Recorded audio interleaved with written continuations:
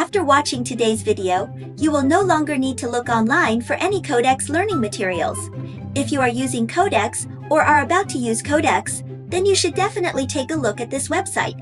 This is a section that OpenAI has set up specifically for Codex, covering engineering, finance, operations, design, quality verification, research, sales, and many other areas. Each item includes example use cases, difficulty level, the plugins and skills required, standard prompt examples, and you can also directly copy the entire page or export it as a PDF. It basically covers all current Codex usage scenarios.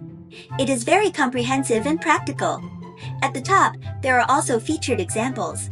They generally go from simple to difficult, telling you step by step how to implement each case.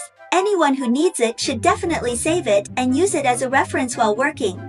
It can greatly improve the success rate of tasks. Alright, that is it for this video. See you next time.